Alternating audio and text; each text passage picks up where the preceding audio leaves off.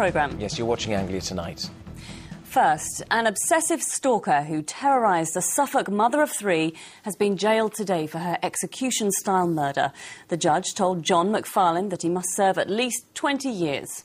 Mary Griffiths was dragged from her bed and shot dead with a bolt gun in front of her children at her home in Bury St Edmunds. She'd been so terrified of McFarlane when she rejected his advances that she reported his behaviour to police. The Old Bailey heard that she'd been due to meet officers just hours before her death, but fatefully the meeting was postponed until the following day.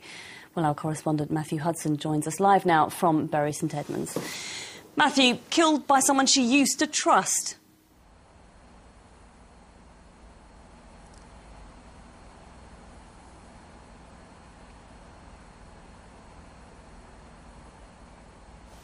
Well, we'll try and... say there's nothing worse than a woman scorned. Well, watch this space. The chilling words of John McFarlane posted on Facebook shortly before he murdered Mary Griffiths. The two of them had been friends, but McFarlane became possessive and started making advances. And when these were rejected by Mary, the man who had thought of himself as her protector became her killer instead.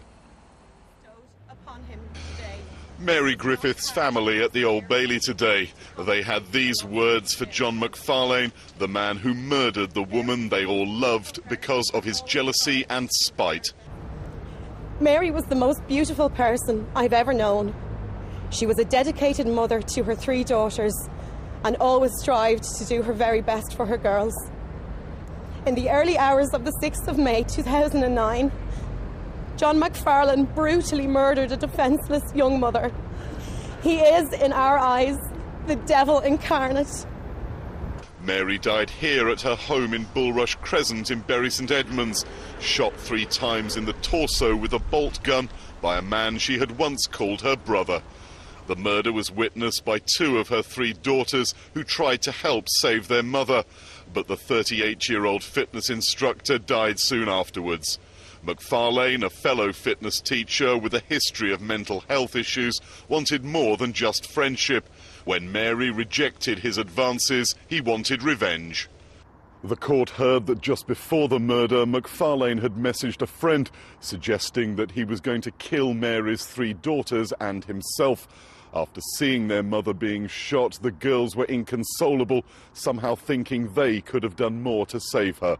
McFarlane was found by police in a nearby garden. He'd slit his wrists. The court heard Mary had contacted police just before her death to report she was being stalked. But a planned meeting was cancelled and put back a crucial 24 hours. It is difficult to imagine a more traumatic and tragic case. I, together with all members of the investigating team, can only hope that the sentencing of McFarlane today, that her children, parents, brothers and sister can now find a way forward in dealing with their tragic loss. McFarlane had been seen by psychiatrists less than 24 hours before the killing, but was not judged to be a threat. The Health Trust and the Independent Police Complaints Commission are both carrying out inquiries. The judge, Mr. Justice Bean, sentenced McFarlane to a minimum of 20 years in prison and told him, "You killed her in front of her terrified and traumatised children. It was to teach her a lesson." Utterly dreadful. And apologies at the start of that report there from Matthew Hudson. We seem to lose some communication with him.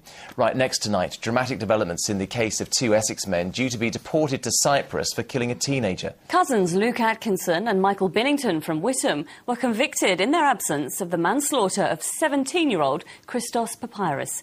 This week, their final appeal to stay in the country failed. But on their way to hand themselves into a London police station today, they received the news that they'd been granted an emergency High Court injunction. Well, Lorna Ramsey joins us now from Witham Station. Lorna.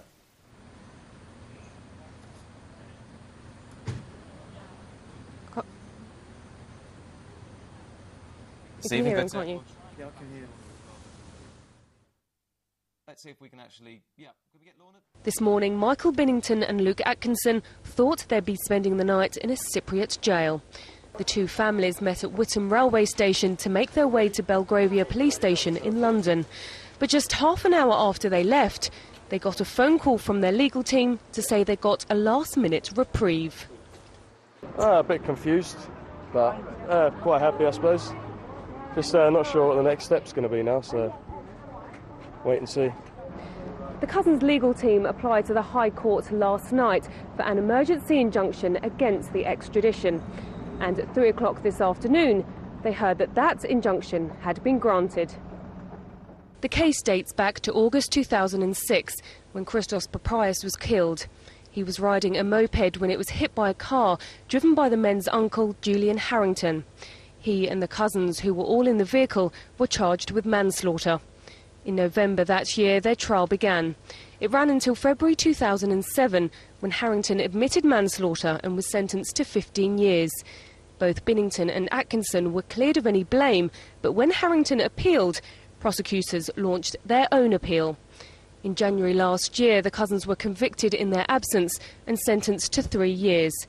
On Tuesday, the UK's Supreme Court turned down a final appeal against the pair's extradition, meaning they faced being extradited tonight. This afternoon, they told me they feel for Christos Paprias' family, but don't feel they're responsible.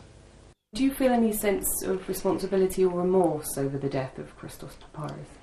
Obviously, we feel very bad. Feel bad for the Paprias family and the boy. Responsibility is not the right word. We don't feel responsible for what happened. We feel, obviously, if you read it in the news, any time you hear anything like that, you feel bad for the family. We wouldn't wish it on anyone, but we don't feel responsible. Tonight, Binnington and Atkinson are at their homes in Essex, but they know the threat of extradition remains just around the corner. Well, Lorna Ramsey there, and once again, apologies. We seem to be having a few technical problems. We've got a few gremlins in the system this evening, but we will iron them out. Absolutely. That must be it. Now, one person has died after an incident near a wind farm off the coast of Suffolk and Essex. It happened yesterday near the Greater Gabbard wind farm. The Maritime and Coast Guard Agency says the incident involved a crane barge. An investigation will be now carried out by Dutch police as the site is outside of UK jurisdiction.